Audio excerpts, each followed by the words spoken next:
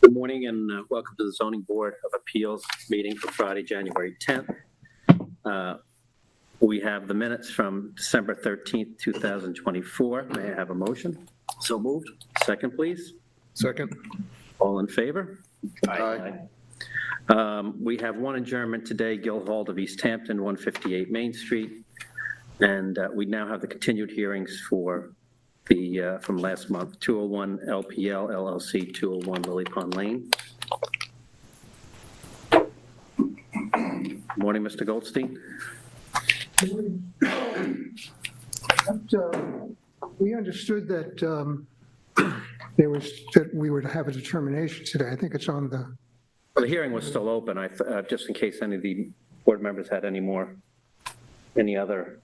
Yeah, I think at the end of last meeting, we were asking for that rendering showing the house as it is now and with the construction from the beach side, which you provided us. Yeah, December 17th.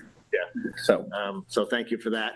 I think we just wanted everybody all the board members to look at that before we have any more questions or if we close the Hearing still, yeah, but we have one board member who's, we're talking, Mr. Rose talking about 201 Lily Pond Lane LLC. Just started.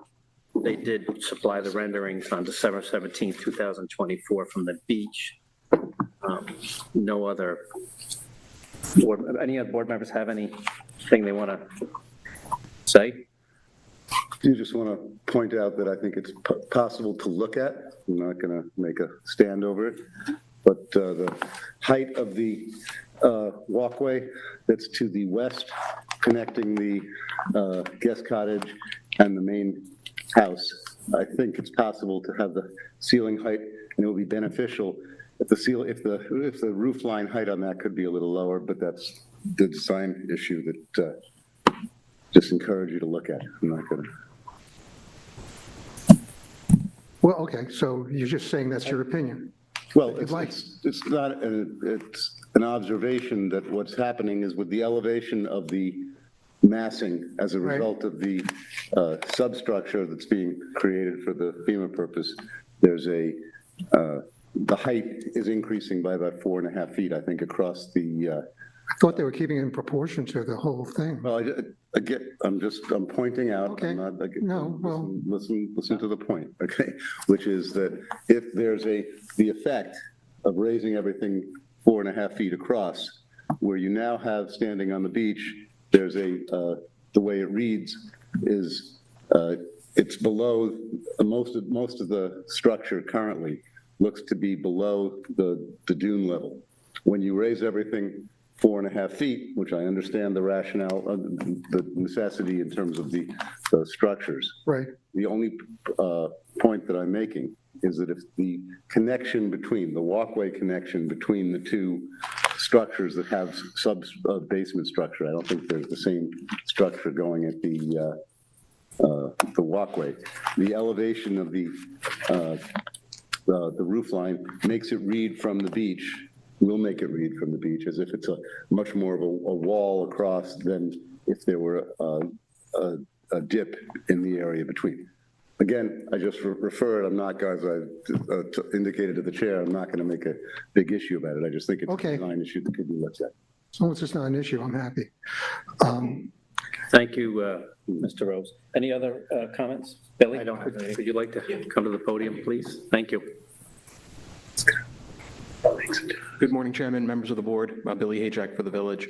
They also submitted their amended construction protocol. I just wanted to remind the board of that. And it did address the comments that I had spoke with the engineer, Drew Bennett, about. So I appreciate that. And you have any questions for me about it? You're happy with everything they submitted? Okay. Thank you. Thank you. We're going to motion to close the hearing. So moved. Second? Second. All in favor? Aye. We'll do the determination today after the continued hearings. We do have the determination already prepared. Does everybody have a copy of this, Tim? I believe so. I only printed one for you and Tim. All right, well, I'm going to pass this around as we go along. Please just take a look at it. Continuing hearing for Ira and Heather Shapiro, 133 Egypt Lane. Thank you. Andrew Golsing for the applicant.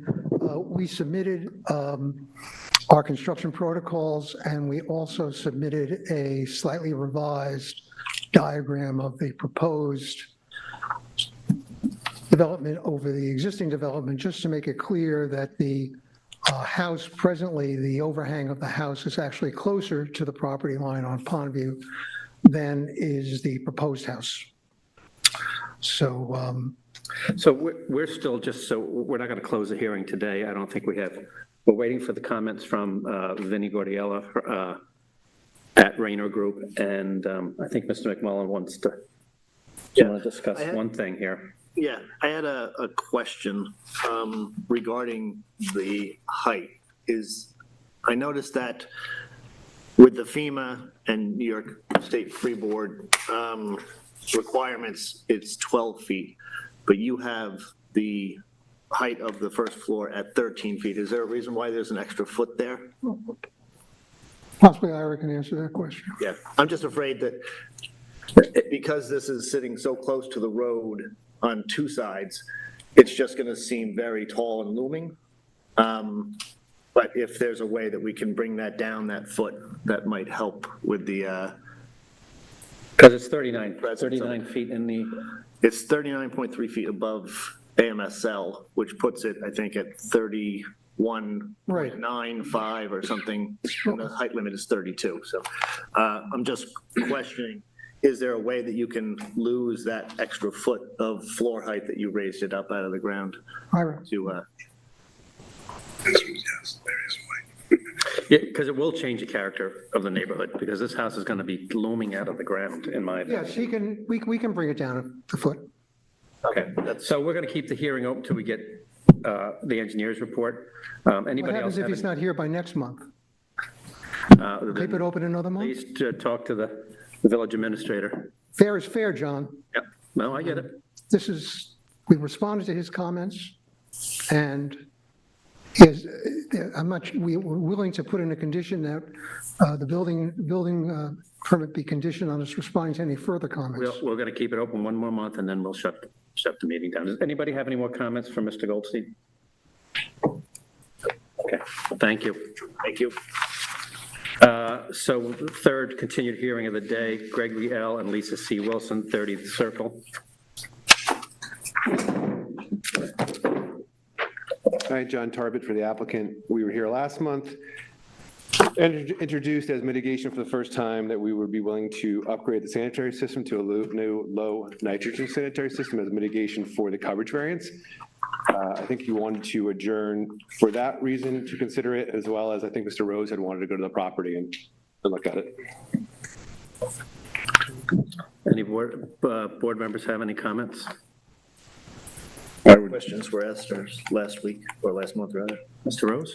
The comment would be, I think this is an error, again, I'm not going to make a last stand over this, but the street is overdeveloped in terms of coverage and compared to obviously a unique street in the village, but there's, and the fact that the neighbors don't object. I mean, everybody is somewhat overbuilt, or most of the properties are overbuilt on this site, and it's gone from a little cul-de-sac, not cul-de-sac, but a little street to a highly developed, over-coveraged street.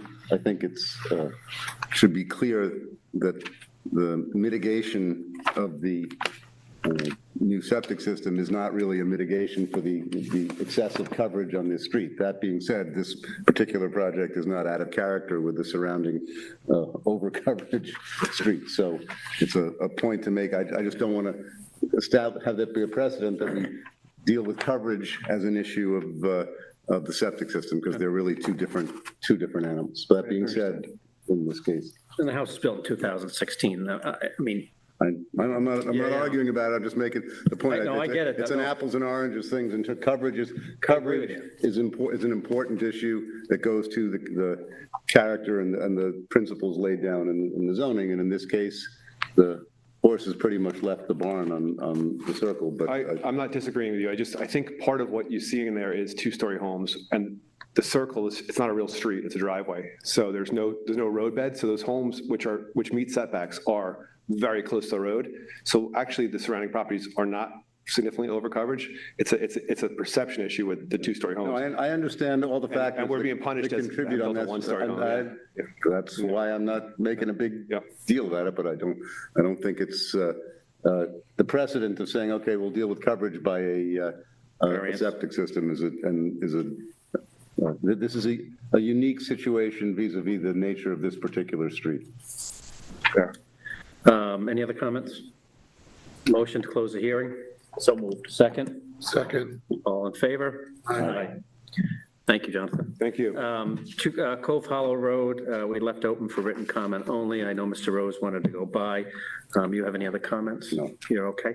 Motion to close the hearing? So moved. Second? Second. I'm sorry, I didn't ask if anybody wanted to speak on it, but I don't think there's anybody here for 207. Okay, new hearings of the day. Abby? And who's sitting on these, just so we're clear? So for Lloyd Macklow 2022 Trust and Barbara Macklow 2022 Trust, we have Mr. McGirt, Mr. McMullen, Mr. Rose, Mr. Barris, and Ms. Fitzsimons. And then I'll go ahead and read. Application of Lloyd Macklow 2022 Trust and Barbara Macklow 2022 Trust, Suffolk County Tax Map Number 301-8-15-3 for an area variance from Chapter 278 zoning to construct additions to a residence that exceeds allowable gross floor area. A 415 square foot variance is requested from Section 278 3A 13A to construct 81 square feet of additions resulting in a residence containing 4,415 square feet of gross floor area where the maximum permitted gross floor area is 4,000 square feet and the legally pre-existing gross floor area is 4,334 square feet. The subject property is 30,000 square feet in area and is located at 6 Borden Lane in Residence District R40. This project is classified as a Type 2 action in accordance with SECRA. Jonathan? Hi, good morning. So the property is owned by a trust, but the person behind the trust is a lady called Amanda Atlas. She purchased the home about 2 years ago. It was a dated home. She went about redoing and renovating and making her own. Very insignificant changes. One is that where you enter the house, there was a front porch which was notched in. She just wanted to move that over 4 or 5 feet. So that's one part of the variance is like a 20 square foot GFA variance in order to fill in that notch. And then she wanted to just bump out the kitchen in the back, which added another 60 square feet of gross floor area. So in all, it's an 80 square foot gross floor area variance. That's all she's asking for. And it does appear to be bigger because the house itself was pre-existing non-conforming to the gross floor area law. And the house is already over 400 square feet, right, from the, I think it's 366. three what? Sorry. Okay, 334. 334. Yeah. Board members, any comments? I feel that it's not changing the character of the building. Enclosing the alcove that exists for the front porch is minimal. And the small addition to the back, which is 60 square feet, it's not seen from the road and doesn't impact any of the neighbors, so I don't have a problem with it. I did fail to mention that we did reach out to the neighbors and we did submit a letter. You have one letter, yeah, one letter in the file. We submitted a saw letter, that. yeah. Thank you. I just had a question. You guys were here about 8 months ago. Yep. I'm just curious why this wasn't brought up then. So we were here for we wanted to move the pool. The first thing she did was take care of the pool. It was in really bad shape. So we came to, house plans weren't developed yet. So we moved, both these variances are pretty minor. That was to move and rebuild the cover for the pool equipment. Pretty minor. She wanted to get it done and get the pool fixed. Since then, the plans have been fully developed and now we're here for the house. There should be no further, I couldn't imagine a scenario where there'd be any future applications. She's done.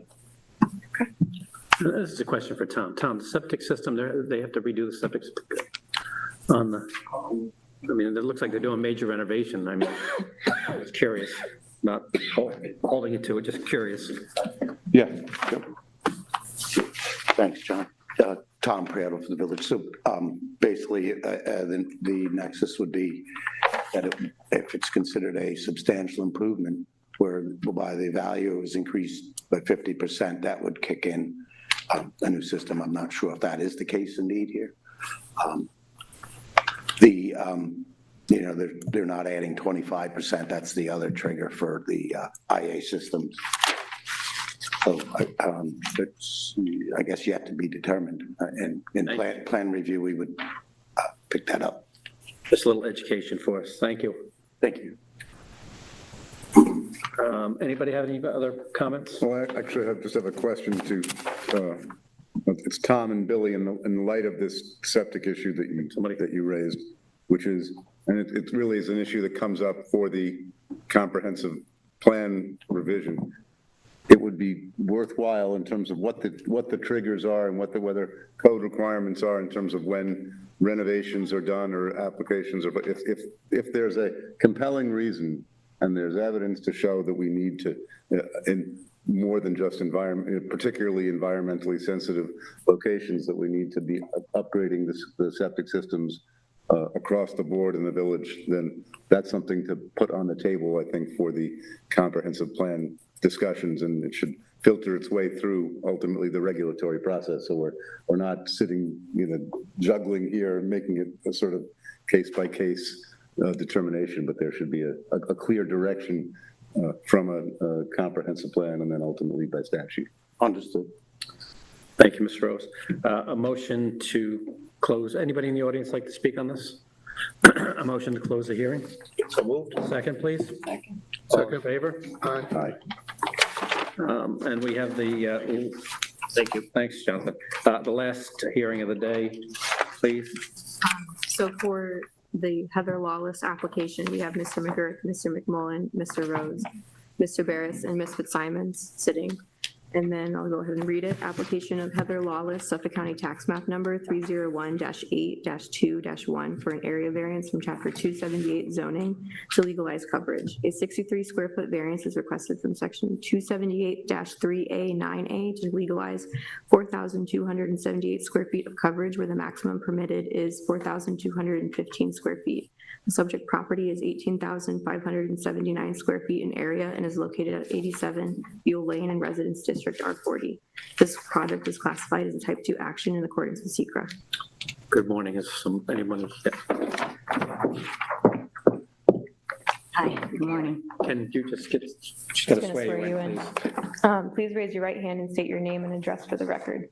Heather Lawless, And just your address, please. 87 Buell Lane. Do you swear to tell the truth, the whole truth, and nothing but the truth? I do. Thank you. Good morning. Good morning. Go ahead. So I'm seeking a variance of 63 square feet for hardscape at my property. I underwent a renovation about a year ago, and during that renovation, I added more patio. And my general contractor conferred with my surveyor, who, and when he did the work, apparently there was a miscommunication, and my general contractor didn't, or the surveyor didn't take into account the postal access where I had some pavers. So when we did the hardscape, we lifted up the pavers over there, but not knowing that the surveyor had already did not count them in the original coverage limit. So it was not my intent to be non-compliant, for sure. Thank you. Any board members have any issues with this? Just quick, who is the contractor? Who is the surveyor? David Saskis is the surveyor, and Tom Schultz is the contractor. Thank you. Anybody in the audience have any issues on this? Okay. Motion to close the hearing. So moved. Second? Second. Okay, we have our one determination for today. Thank you. Thank you. Thank you very much. We have one determination for the day, 201 LPL LLC, 201 Lily Pond Lane. The entire files are available at Village Hall in the application of 201 LPL LLC 201 Lily Pond Lane, Suffolk County Tax Map Number 301-15-4-14 for a coastal erosion hazard area permit variance and variances from Chapter 278 zoning and Chapter 124 preservations of dunes is granted, subject to the condition that full and ongoing adherence to the construction protocol as revised December 12th, 2024 is maintained at all times. May I have a motion? So moved. Second, please. Second. Gabby, poll the board. Mr. McGurk? Yes. Mr. McMullen? Yes. Mr. Rose? Yes. Mr. Barris? Yes. Mr. Darko? Yes. And that's all the business for today. I'd like a motion to close the hearing. So moved. Second, please. Second. All in favor? Aye. Have a nice day, everybody. Thank you, guys.